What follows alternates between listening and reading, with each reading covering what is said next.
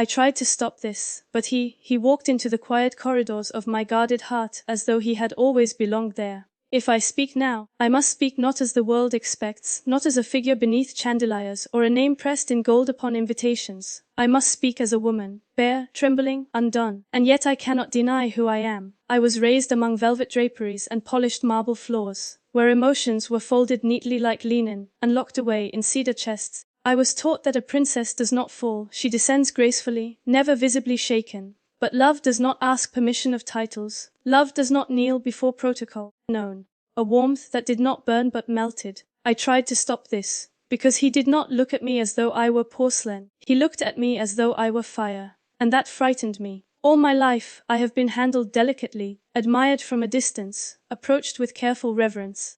But he approached me as though I were real. Completely real. One afternoon, rain descended unexpectedly upon the city. The sky darkened, and guests hurried inside from the terrace. I lingered beneath the overhang, watching silver threads fall from heaven. He joined me. We stood side by side, close but not touching. The scent of rain wrapped around us, intimate as a whisper. He said nothing at first, neither did I. The world beyond the stone balustrade blurred into watercolor. There was an evening, how vividly I recall it, when music filled the ballroom like liquid gold. Crystal chandeliers cast shimmering constellations above polished floors. I wore a gown chosen with precision, every thread whispering heritage. He asked me to dance. Protocol permitted it. Nothing improper, nothing scandalous. Yet when his hand found mine, when his other hand rested at the small of my back, the world altered its axis. There was an afternoon when the sun slanted through the tall windows of a quiet sitting room. We sat opposite one another, a chessboard between us. A harmless game, strategic, predictable. He moved a piece and looked up. You always protect your queen, he observed. I smiled faintly. It is wise. Yes, he agreed. But sometimes the queen is the strongest piece. Our eyes locked. The metaphor was not lost on either of us. Obstacles. Still the complex dance between public and private that defines my existence. But within the quiet chambers of my heart I have crossed a threshold. I tried to stop this. I truly did. But love, when it is patient and true, does not force its way through locked doors. It waits outside with steady hands, and eventually, you open the door yourself. This is only the beginning of our story, and already I am no longer who I was before he spoke my name. I told myself that what bloomed between us could still be contained. Love, I reasoned, could be folded neatly into the margins of my life, kept private, disciplined, obedient. I had mastered composure since childhood. I could master this too. But love is not a ribbon you tie and untee at will. It grows. It deepens in silence. It begins to inhabit the smallest spaces, between breaths, between heartbeats, between thoughts that once belonged only to reason. After the day in the library, something shifted. We no longer pretended ignorance. We no longer danced around the edges of confession. Yet we did not speak recklessly either. What existed between us became a living, breathing thing, fragile and powerful all at once. And with its growth came suspense, because the more certain my heart became, the more uncertain the world felt to see.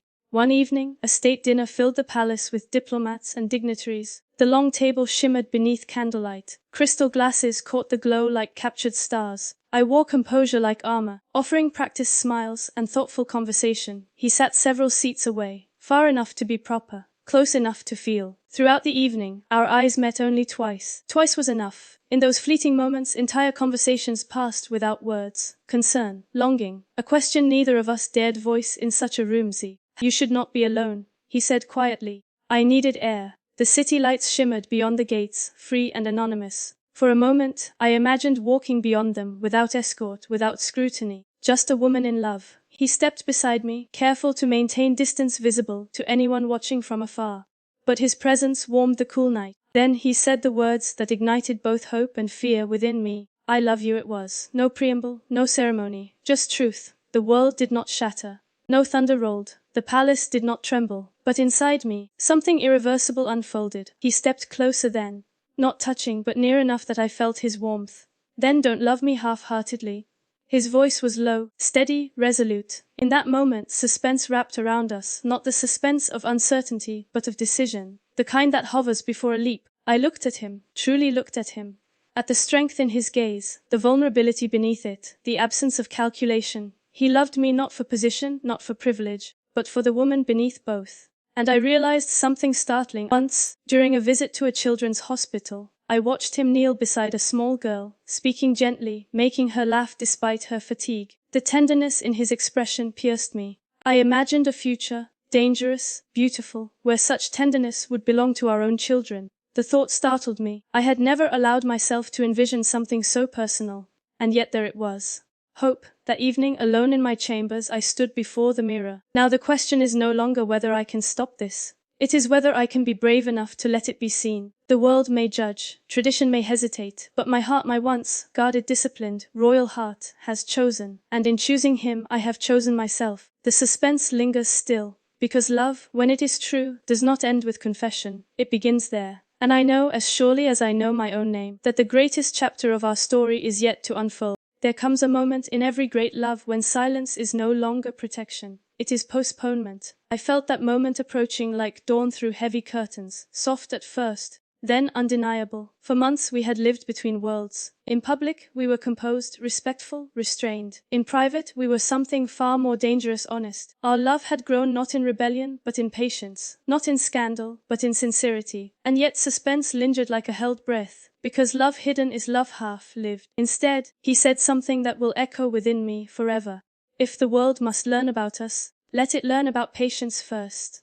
That is when I understood the depth of the man I love. Not because he desired a title, not because he wished to step into history, but because he wished to walk beside me, steadily, respectfully, enduringly. The suspense, however, did not disappear. If anything, it sharpened. There is a particular tension in waiting for something beautiful to become public. It is like holding a fragile glass sculpture in your hands, aware that once revealed, it will be admired, but also examined. On the morning we walked through the gardens openly, no longer separated by secrecy, I felt something extraordinary. Freedom. Not the reckless freedom of escape, but the serene freedom of authenticity. The linden trees still whispered overhead. The fountain still murmured its endless confessions. But this time, I did not stand alone wondering whether to run. I walked beside the man I love. Our hands brushed naturally, not hidden, not theatrical, simply real. I tried to stop this, but he, with patience instead of pressure, with respect instead of recklessness, with devotion instead of demand,